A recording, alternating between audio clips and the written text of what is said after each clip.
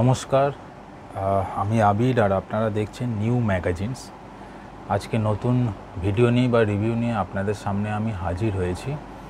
আজকে বর্তমান প্রকাশনার সুখী গৃহকোণ 1 সেপ্টেম্বর 2024 সংখ্যাটার আমি রিভিউ করব, আপনাদের সামনে তুলে ধরব। এই হচ্ছে সুখী গৃহকোণ 1 সেপ্টেম্বর 2024 সংখ্যা। এটি মূল্য এটা 14 টাকা। প্রত্যেক মাসে 1 তারিখে অথবা একদিন আগে অনেক সময় বেরোয়। 14 টাকা করে দাম। যারা ব্যবহার করেন তারা তো জানেন, প্রত্যেক মাসের মাসিক ম্যাগাজিন এটি একটি করে বের হয়। এই সুখী গৃহকোণ ম্যাগাজিনটা রিভিউ করব, আপনাদের সামনে তুলে ধরব কী কী দিয়ে সাজানো রয়েছে না রয়েছে, এবারে কী কী স্পেশাল রয়েছে, সমস্ত কিছু আপনাদের সূচিপত্রের মাধ্যমে জানাবো এবং ম্যাগাজিনটি যতটুকু সম্ভব দেখানোর চেষ্টা করব, বোঝানোর চেষ্টা করব। ঠিক আছে, ভিডিওটা শুরু করার আগে এটাই বলবো, যারা প্রথম আমার ভিডিও দেখছেন বা এর আগে অলরেডি দেখেছেন এখনও সাবস্ক্রাইব করেনি, চ্যানেলটাকে সাবস্ক্রাইব করুন। নিত্য নতুন বাংলা ম্যাগাজিনসের ওপরে আমি রিভিউ নিয়ে আসি, আপনাদের সামনে তুলে ধরি।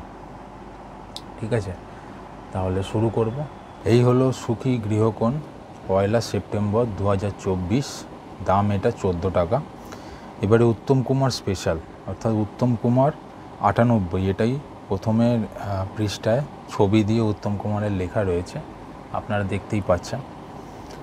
তাহলে সূচিপত্রটাই দেখব।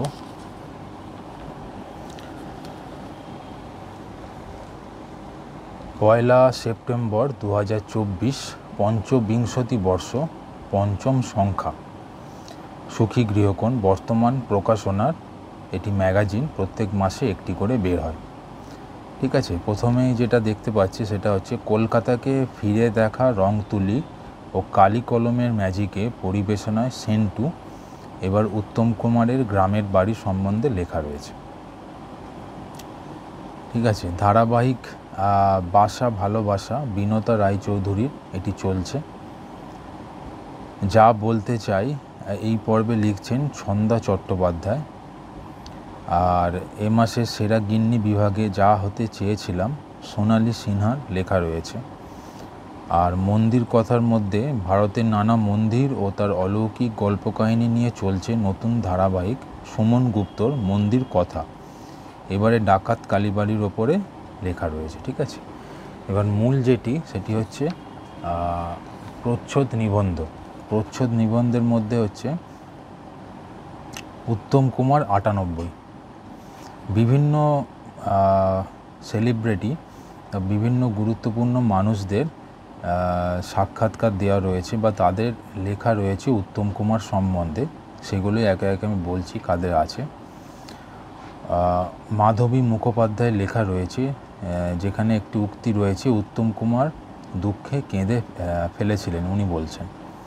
তারপর সাবিত্রী চট্টোপাধ্যায়ের প্রতিভাকে ঘষে মেজে অন্য উচ্চতায় নিয়ে যেতেন উত্তমদা, এটি সাবিত্রী চট্টোপাধ্যায় বলছেন। মিঠুন চক্রবর্তীর আমার উত্তমদা। তারপরে বিশ্বজিৎ চট্টোপাধ্যায়ের একজন বড় মনের মানুষ, উনি বলছেন। গানটা ভীষণ ভালো বুঝতেন, এটি আরতি মুখোপাধ্যায় বলছেন। তারপরে হচ্ছে বাংলা ছবির সর্বকালের শ্রেষ্ঠ রোম্যান্টিক নায়ক মৌসুমী চট্টোপাধ্যায় বলছেন এটি। দাদার ওই বৌঠান ডাকটা আজও আমার কানে বাজে, এটা লিলি চক্রবর্তীর লেখা। তারপরে হচ্ছে মহানায়ক আজও কেন অনন্য, সুমন গুপ্তর লেখা এটি। যত দিন যাচ্ছে বুঝতে পারছি কি হারালাম, সুমনা চ্যাটার্জি ও মহুয়া চ্যাটার্জি, এনার দুজনের লেখা রয়েছে এখানে। তারপরে হচ্ছে জ্যাজান ছিলেন বটগাছের মতো, মৌসুমী দত্ত ও মনামী বন্দ্যোপাধ্যায়ের লেখা।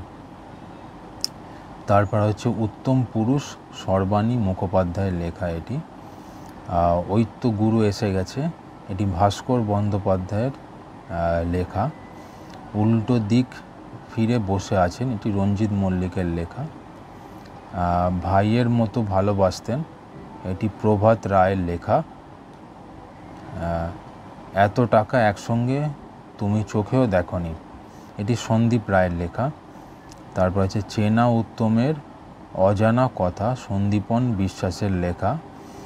গানের ভুবনে ম্যাটিনি আইডল, এটি সিদ্ধার্থ দাশগুপ্তর লেখা। এছাড়া মায়ের টানেই ফাটাকেষ্টর কালী পুজোয় প্রিয়ব্রত দত্তের লেখা এটি। তাহলে এই উত্তম কুমার সম্বন্ধে এতজনের নানান রকম কথা এবারে লেখা রয়েছে। এছাড়া আরও রয়েছে নরমে গরমে শাশুড়ি বৌমা বিভাগ তো রয়েছে, রান্নাবান্নার বিভাগ রয়েছে, যেখানে রীতা ভট্টাচার্য ও মাধুরী বিশ্বাসের রান্নার রেসিপি রয়েছে, মনীষা দত্তেরও রয়েছে, সিনেমা ও টিভির খবর রয়েছে অন্যান্য বারের মতো, স্পটলাইট বিভাগ যেটি, ঋতু পাইনের সাক্ষাৎকার দেওয়া রয়েছে, তারপরে ওয়েব কর্নার রয়েছে, তারপরে আপনি লেখক বিভাগটি রয়েছে, যেখানে এইখানে সূত্র একটা দেওয়া হয়, সেই সূত্র ধরে পাঠকের গল্প থাকে। এছাড়া রাশিফল থাকে, এই সময়টা কেমন যাবে এবারে ভাস্কর বন্দ্যোপাধ্যায়ের লেখা রয়েছে। এছাড়া অন্যান্য সম্পাদকের কলম, ধর্ম, দিনক্ষণ, শব্দছক এই দিয়ে সাজানো রয়েছে। প্রধান সম্পাদক হচ্ছে হিমাংশু সিংহ, সম্পাদক হচ্ছে অন্বেষা দত্ত, সহ সম্পাদক কমলিনী চক্রবর্তী, সম্পাদকীয় দপ্তর হচ্ছে স্বরলিপি ভট্টাচার্য, মনীষা মুখোপাধ্যায়, শিল্প বিভাগ হচ্ছে সোমনাথ পাল, সুব্রত মাঝি, আর সহায়তা হচ্ছে চিন্ময় গড়গড়ি, বিশ্বজিৎ চক্রবর্তী। প্রচ্ছদের ছবি রিন্টু চট্টোপাধ্যায়ের সংগ্রহ থেকে, আর প্রচ্ছদ হচ্ছে সুব্রত মাঝি।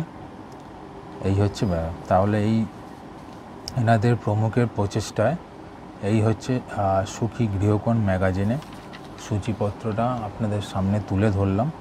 মূল উত্তম কুমার 98 এই বিষয়ের ওপরই দেওয়া রয়েছে বেশিরভাগ ম্যাগাজিনটাই। এছাড়া অন্যান্য যেগুলো থাকে ধারাবাহিক, এছাড়া রান্নাবান্নার বিভাগ, ওয়েব কর্নার, সব রকম দিয়ে সুন্দর ম্যাগাজিন প্রতি মাসে একটা করে বেরোয়। যারা এর আগে দেখেছেন, ফলো করেছেন, তারা তো জানেনই, আর যারা এখনও পর্যন্ত সংগ্রহ করেননি, সংগ্রহ করুন, খুব সুন্দর ম্যাগাজিন।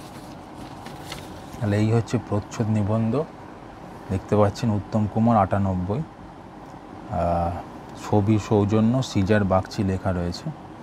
ঠিক আছে, পুরো বিশদে একদম উত্তম কুমারের ওপরে লেখা রয়েছে। এবারে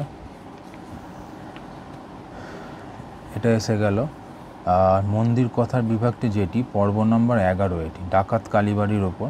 আগেই বলেছি সুমন গুপ্তর লেখা এখানে চলছে। ঠিক আছে, আর বাসা ভালোবাসা হচ্ছে বিনতা রায়চৌধুরীর ধারাবাহিক, এটি পর্ব 21 এটি। ঠিক আছে,